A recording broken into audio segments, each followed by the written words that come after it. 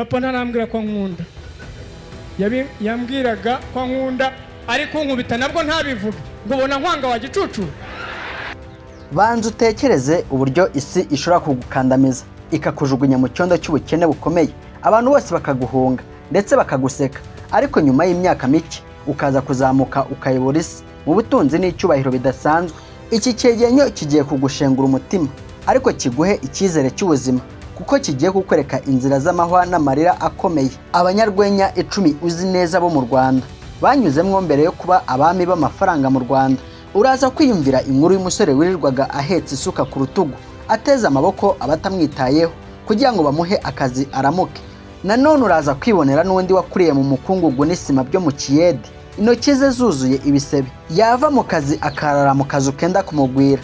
Turakubwira uburyo ubona usigaye ufite abafana barenga 700,000. Kera yagoranaga no gukanika amagare mu cyondo, ipantaro yaramucikiyeho mu kibuno.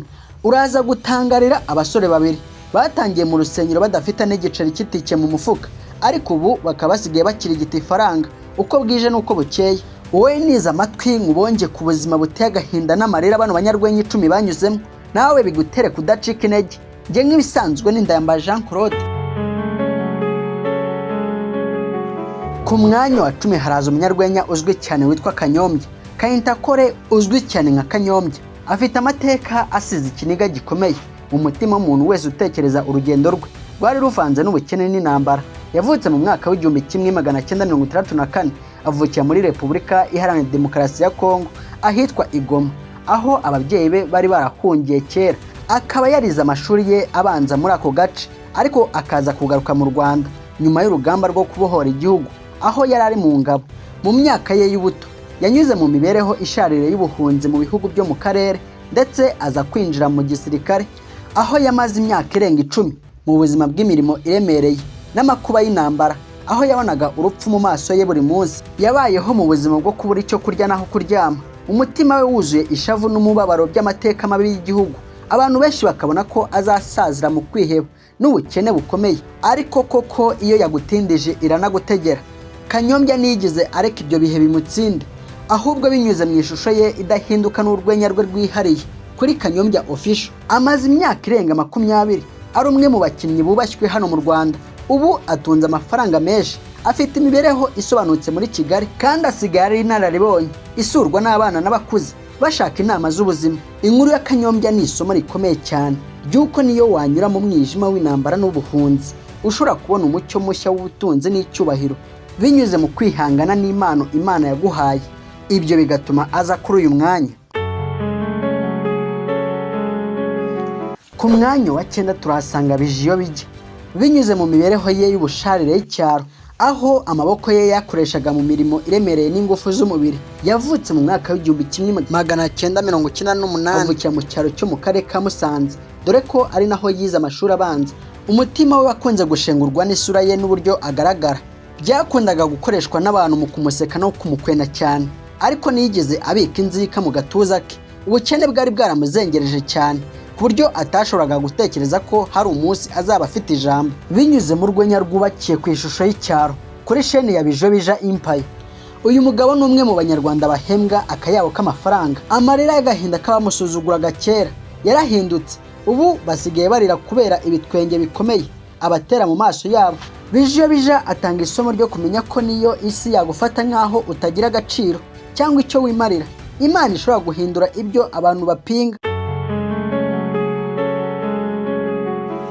Ku mwanya wa 8 haraza umusore witwa Mitsutsu. Uyu musore witwa Mitsutsu yanyuze mu muhanda urimo imbeho n'ubukene bukomeye bwashenguye umutima we akiri muto cyane mu gushakisha amaramuko. Yavutse mu mwaka w'1996, avukira mu karere ka Gakenke mu ntara y'Amajyaruguru. Akaba yarize amashuri ye mu bigo by'iwabo mbere yo kuza i Kigali gushakisha amahirwe mashya. Mbere yo kumenyekana yakunze guhura n'ibibazo bya mikoro, bituma n'abantu b'iwabo banyuzamwo bakamushidikanyaho ko adashobora kuzavamwo umuntu ugira agaciro. Amagambo yahoranaga yabaga yuzuye amaganya n'agahinda buri munsi, bikamutera ikiniga n'amarira menshi. Yasukiraga mu mwijima w'icyumba cye gishaje. Yafashe ya shusho ye y'agahinda n'ubusinzi abihinduramwo urwenya.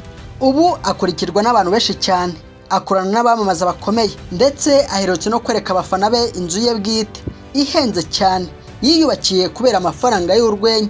Inkuru ye iteye agahinda gakomeye cyane kuko yerekana uburyo umuntu wari warajugunywe n'isi ashobora kuzamuka akaba ari we wiyubakira amateka mashya. Mitsutsu aduha isomo rikomeye cyane ry'uko niyo urungano rwakubwira ko utazagira icyo ugeraho, umuhate wawe n'impano yawe bishobora kubahindura abatangabuhamya b'ubutunzi bwawe. Ku mwanya wa 7 turahasanga Danizo. Njyewe urugendo rwanjye rusa kurwihariye kubera ko navukiye mu cyaro kibi.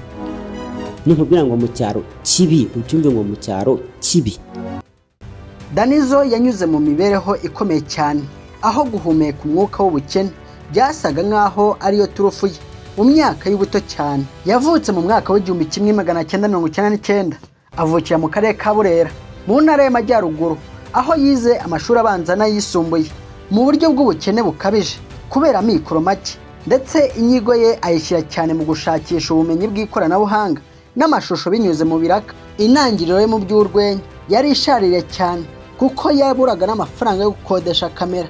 Kenshi na kenshi abantu baramusuzuguraga bitewe n'imyenda ishaje yabaga yambaye, bikamuha guhora asa nk'umusazi, ariko umutima we niwigize ucogora. Yahuraga nabo amubwira ko akwiye kureka ibiraka by'urwenya akayoboka imirimo y'amaboko, ariko we yakomeje gutsimbara ku nzozi ze binyuze kuri chaîne ye yitwa Zose TV n'imikino nka High School Life.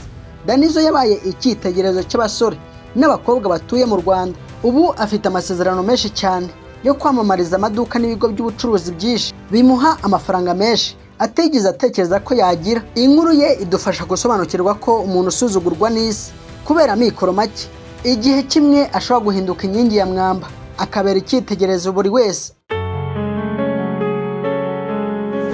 Ku mwanya wa 6 haraza Dr. Nsabi. Dr. Nsabi yanyuze mu mibereho ishariye yo mu cyaro cya Musanze, aho amashyagaga y'ubukene yamukandagiye ku mutima cyane. Mbere yuko isi mumenya, izina rye ryamamaye ni Dr. Nsabi, ariko yavutse mu mwaka w'1996 mu karere ka Musanze mu ntara y'Amajyaruguru.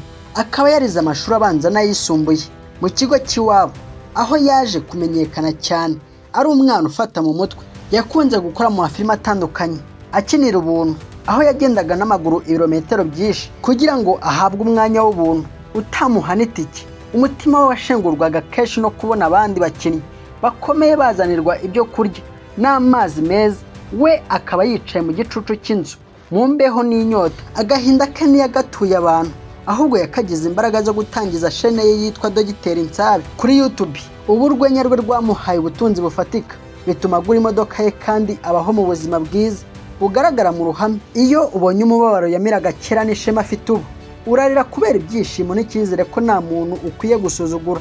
Dr. Nsabi atwereka ko ishyaka ryo gutera imbere riri mu mutima wawe, nta mwijima w'ubukene ushobora kuzimya urumuri rw'impano Imana yakwihereye. Ku mwanya wa 5 turahasanga Gratien Niyitegeka, uzwi cyane nka Papa Sava. None se ubundi ndaganye iki? Icyahese Nitunze, datuye, narakize nyine. Uyu mugabo witwa Gratien Niyitegeka yabayeho mu buzima bwo kwinginga kugira ngo asunike iminsi. Nubwo yari mwarimu mu mashuri yisumbuye, umushahara we niwe washoboraga kumukura mu cyoho cy'ubukene. Yavutse ku wa 25 Ugushyingo 1978, avukira mu karere ka Rulindo mu ntara y'Amajyaruguru. Akaba yarize mu ishuri rikuru rya kaminuza muri Kiyi, aho yakwiye impamyabumenyi mu by'ubwarimu.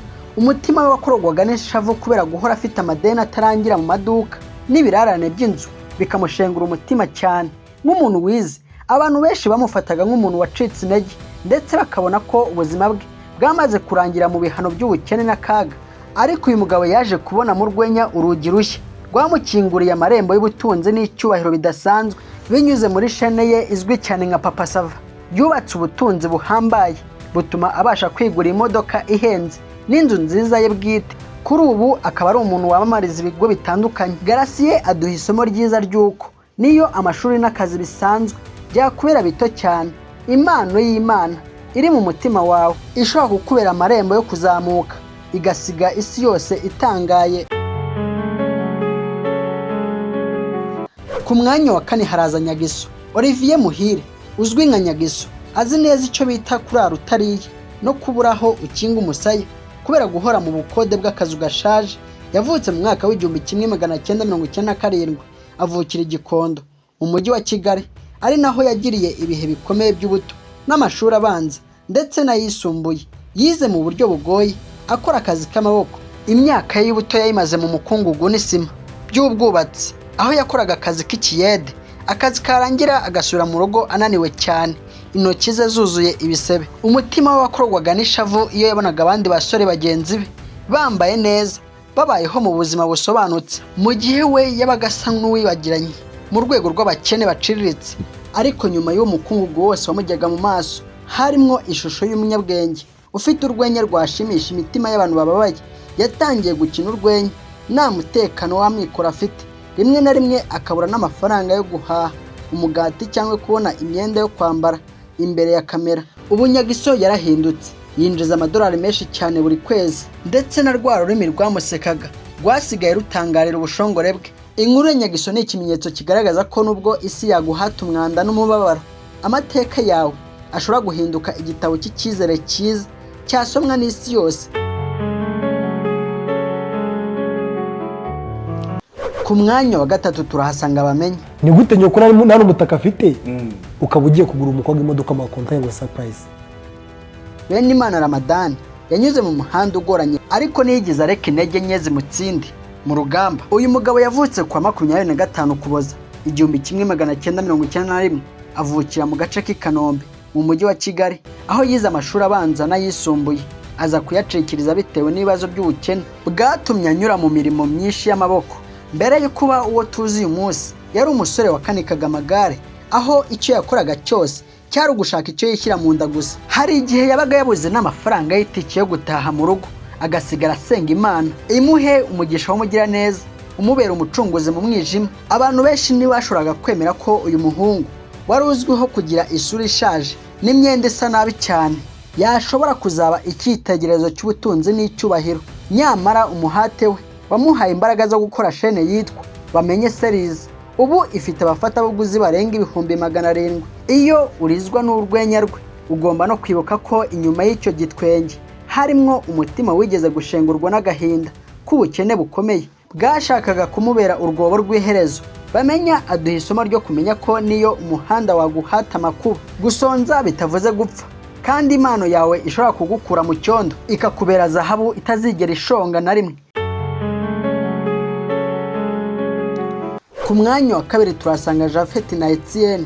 Urugendo rw'aba basore babiri ruteye ikiniga cyane iyo utekereje aho bavuye n'uburyo basangiraga umugati umwe n'itike y'urugendo imwe gusa, kandi nayo bayisabye. Japhet Mazimaka na Etienne Kanyamibwa bose bavutse mu mpera z'umwaka 1997, bakaba barize amashuri yabo asanzwe mu bigo bya leta, ari naho bafatiye umusingi wo gukora amakinamico mu matorero y'urubyiruko. Mu ntangiriro zabo batangiriye mu matorero mato mu bikorwa by'amashuri, badafite n'agaceri na kamwe mu mufuka. Akenshi na kenshi bagendaga n'amaguru, imiryango yabo ikabinginga babivemo. Hari n'igihe baburaga amafaranga yo kwishyura icyumba cy'imyitozo, bakicara mu mbeho no mu ivumbi, bagashinjagira bashira, bagakomeza inzozi zabo.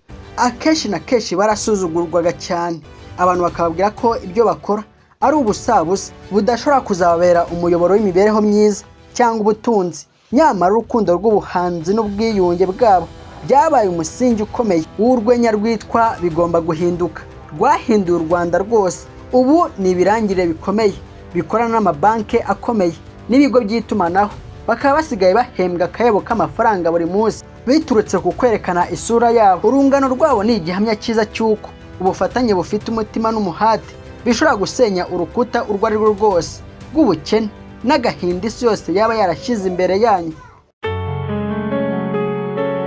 Ku mwanya wa mbere turasanga umugabo wahuye n'ubukene bukomeye. Uwo nta wundi ni Kibonge. Papa ntarambwira ko nkunda, yambwiraga ko nkunda, ariko nkubita nabwo ntabivuga, ngo ubona nkwanga wa gicucu.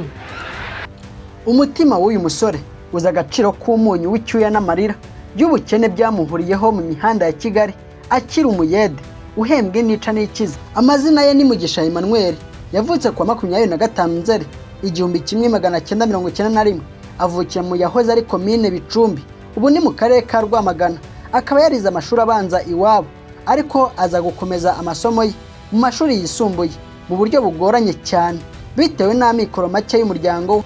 Mu bihe byashize yikoreraga imitwaro iremereye y'abagenzi, umugongo we ugasaba imbabazi kubera imvune, ariko amaguru ye agasigara atitira kubera urugendo rutoroshye rwo gushakisha udufaranga tw'inica n'ikizi. Akenshi na kenshi yabaga yicaye ku muhanda afite isuka cyangwa ateze amaboko abagenzi bamuhe akazi abona amafaranga basi abe yaramuka, ariko mu mutima we hagahoramo igishashe cy'icyizere cy'uko umunsi umwe byazagenda neza. Ubuzima bwamushyize ku kigeragezo gikomeye cyo kubura amashuri n'amikoro asanzwe. Abantu benshi bamugenderaga kure, ariko impano ye y'urwenya yayigize intwari ikomeye yo kurwanya kwiheba n'isano y'ubukene.